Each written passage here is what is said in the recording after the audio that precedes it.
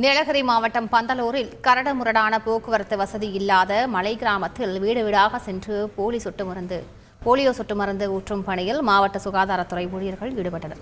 இது பற்றிய விவரங்களை செய்தியாளர் சுரேஷிடம் கேட்கலாம். சுரேஷ், வணக்கம். இதன் மூலம் எவ்வளவு குழந்தைகளுக்கு இந்த போலியோ சொட்டு மருந்தானது கிடைக்கப்பெற்றது? முழு விவரங்கள் என்ன சுரேஷ்?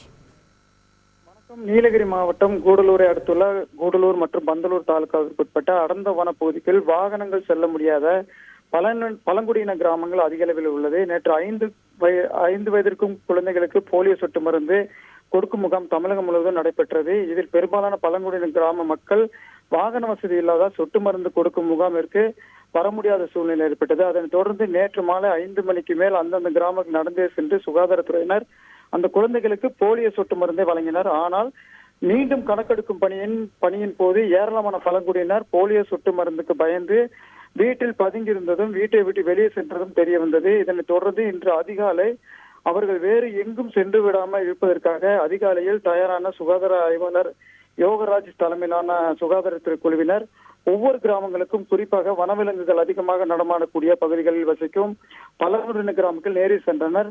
இந்த நிலையில் நாயக்கன்பாடி என்ற கிராம பகுதியில் உள்ள அவர்கள் வீடுகளுக்கு சென்ற சுகாதாரத்துறையினர் வீடுகளை தட்டி திறந்து போலியோ சொட்டு மருந்தை வழங்கினர். சிலர் போலியோ சொட்டு மருந்து போட்டு விட்டோம் என கூறி ஏமாற்றினர். சுகாதாரத்துறையினர் அவர்களையும் கண்டிருந்து விடுபட்ட குழந்தைகளுக்கு போலியோ சொட்டு மருந்தை வழங்கிய சம்பவம் அரங்கேறியது.